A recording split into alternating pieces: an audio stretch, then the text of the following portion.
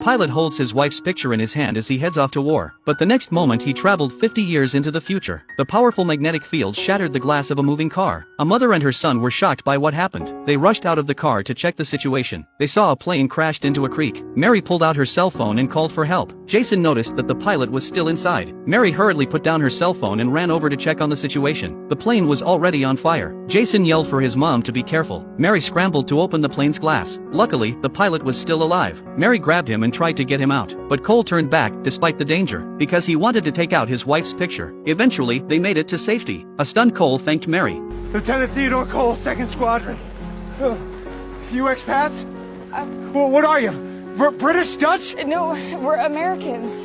Cole asked what they were doing in Burma. Jason said this wasn't Burma, it's Ohio. Cole says he was just in the middle of an air battle, but the surroundings were unfamiliar. The water tower in the distance made him freeze in his tracks. This is where he was born and raised. Cole didn't know what was happening. One minute he was in Burma, why he was back in his hometown the next second, but they didn't notice. There was a mysterious crack in the sky. Soon after, officers arrived at the hospital to take statements. Mary explained they were just passing through. He said he was from World War II.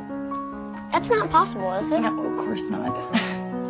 The officers said they couldn't find Cole's identity. Even the number of the plane he was driving wasn't registered. They suspect Cole is a spy for another country. They were ready to take him into custody for questioning, but Jason chose to believe Cole. He snuck into the hospital room under the guise of thirst. Cole lay unconscious on the bed. Curious, Jason picked up the nameplate on his chest. It had Cole's name and army number on it. Then Cole woke up suddenly. He grabbed Jason's hand. Hey, where am I? Why are all the guards on me? I think you're a bad guy.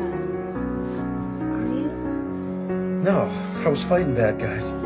Cole said he was fighting in World War II. He didn't know how he ended up here. In his memory, today would have been Christmas Eve 1941. He wants to leave the hospital and go to his wife. Jason says today is September of 1991. That means Cole has traveled 50 years into the future, and the police are investigating him, and they're going to put him in jail. Cole got a little emotional. He knew that Jason was the only one who would help him, so he gave Jason the chocolates that were in his shirt. Cole said it was a gift from his wife. It was an amulet to protect him. Jason was very happy to receive the chocolate. Cole wanted him to do him a favor, and then the officers showed up. They wanted to take Cole away. Cole rushed to block the door. He told Jason to go to the police station and ask for Sergeant Simmons. He could prove who he really was. You find him and you tell him that his buddy, Lieutenant Cole, is in trouble, all right? Promise! Then the officers and the doctor came in. They gave Cole a sedative. Jason went home with his mother. On the way, he took out the chocolate Cole had given him. It's been out of production for over 30 years. He believed Cole had traveled from the past, but Mary thought Cole was crazy. Jason begged his mother to go back and help Cole. We gotta help him. What if he's still his family? He shouldn't be alone. Finally, Mary agreed. She decided to go with Jason to Sheriff Simmons. Soon they arrived at the police station. Mary asked the officer about it, but they said there was no Sheriff Simmons. Has there ever been a Chief Simmons? Not since I've been here.